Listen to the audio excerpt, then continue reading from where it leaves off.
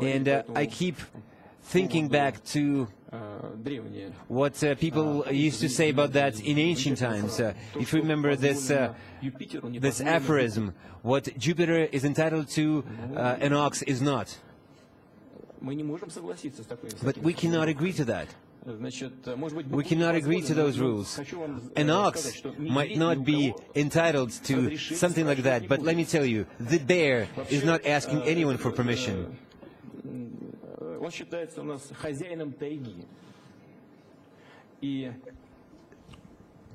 The bear is considered a strong and very traditional animal. The bear does not seek to travel to other places, to migrate to other parts of the world, but at the same time the bear will not give up its taiga to anyone, will not surrender its taiga. And Russia's president has delivered one of his strongest foreign policy statements ever, hitting out at America for trying to reshape the world to its own benefit. Now, Vladimir Putin was addressing an informal group of scholars at the annual Valdai Discussion Club, the event held in Sochi this year, and that's where RT's Yegor Piskunov now reports from. Global security is in crisis. That's the message from President Putin, who accused the U.S. of dragging the world into chaos, ignoring rules and punishing those who don't share its interests. There are many tried and tested ways of influencing insubordinates. There are military actions, economic ones, and propaganda pressure. There's interference into domestic affairs and appeals to a supra-legal legitimacy when it's needed to justify legal intervention in different conflicts or toppling inconvenient regimes. Recently, we have increasing evidence that outright blackmail has been used with regard to a number of leaders. The president also noted how the mistakes of the past still find their way into the present. Western-backed jihadists fighting against the Soviet Union in Afghanistan later turned into Al-Qaeda and the Taliban. And now rebels in Syria have turned into Islamic State, which is destroying the Middle East. President Obama labelled the Islamic State as one of the main global threats. But who helped to arm those fighting against Assad in Syria? Who created a political and informational climate that fits their interests? Who promoted weapon transfers? I think this policy is absolutely irrational, unprofessional and groundless.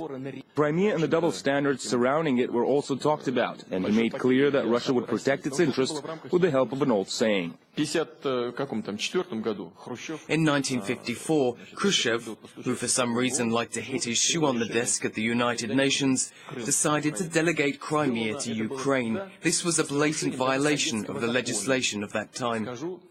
Finally, talking about sanctions, Putin said they are hurting all sides, but stressed they're not going to force Russia to isolate itself from the world. President Putin is no stranger to tough words, but some of the statements he made here at the forum were among the strongest yet. A sign Moscow is not indifferent to what's happening in the world and can't ignore rules constantly being broken, since stable and reliable global security is something everyone should be more than interested in. Yegor Piskunov, RT, reporting from Sochi. We are moving now in a new era. There is no hegemon anymore, no one unipolar world, not one country dictating everything. We are going into a multipolar world, and Russia, of course, plays an important part in it. Russia has enormous resources, is our neighbor. You know, you cannot change your family, your territory, or your neighborhood. Now, Putin's strong comments saw his speech branded in the international media as his most anti-American diatribe ever. Some read his message as being, quote, "Don't mess with Mother Russia." But was that really what the Russian leader was implying? We asked several experts why Putin opted for the tough talk, and they said he was actually pushing for a sincere change in Western policies. The reason he's been so blunt in this latest speech is that he's been saying these things for years, just much more politely, and nobody here has been listening. So, and even if they have been listening, they haven't been paying attention.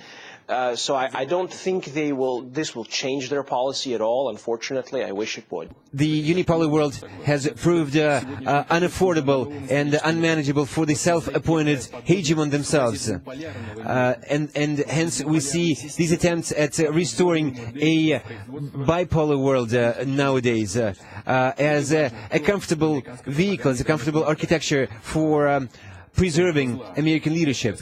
And it doesn't mean who will play the role as the new empire of evil these days, occupy the spot once taken by the Soviet Union, whether it's going to be Iran, China, or Russia.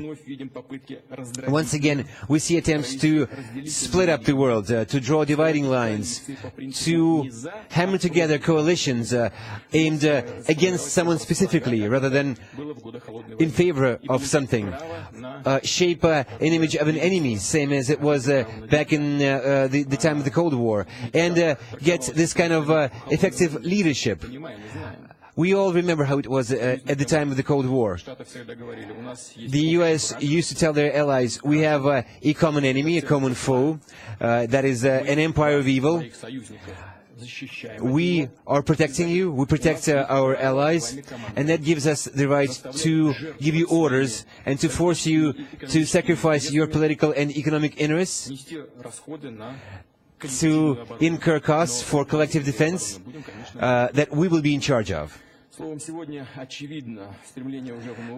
Nowadays, in a new world we're living in, we are seeing attempts at pursue similar ways of running the world in order to score political and economic points.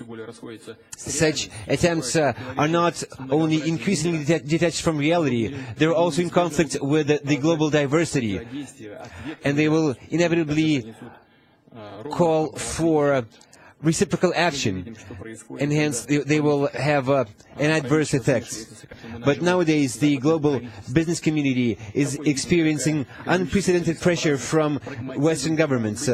What kind of pragmatism can we talk about when they have this motto, the free world is in danger, democracy is in danger, we need to mobilize to repel the threat?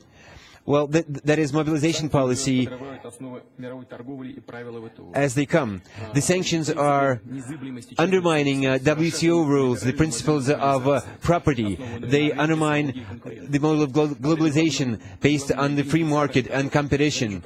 That is a model that Western countries are the main beneficiaries of. Now they risk losing confidence as the leaders of globalization. My question is, why would they do that? The prosperity of the United States depends greatly upon its investors, those who hold America's state securities and the dollar.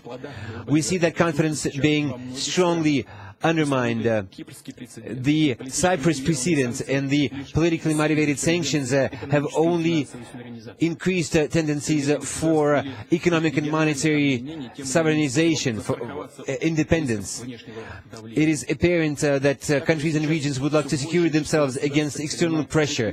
We see ever more nations trying to quit their dependence on the dollar by establishing some new reserve currencies and settlement and payment systems. I think our American counterparts are essentially sowing a branch they're sitting on. You cannot mix politics and the economy, but this is what they're doing. I've always believed that politically motivated sanctions would be a mistake that will cost everyone dearly. We understand whose pressure was there to push through these measures, these decisions. But I would like to stress that Russia is not going to act as someone who's been offended. We're not going to ask someone about anything. We are self-sustainable, and we will be working in the current economic situation. We'll be more proactive in our reforms, and this external pressure will only consolidate us, as it has happened so many times in the past. It will keep us from growing complacent, and it will make us focus on the key directions for development.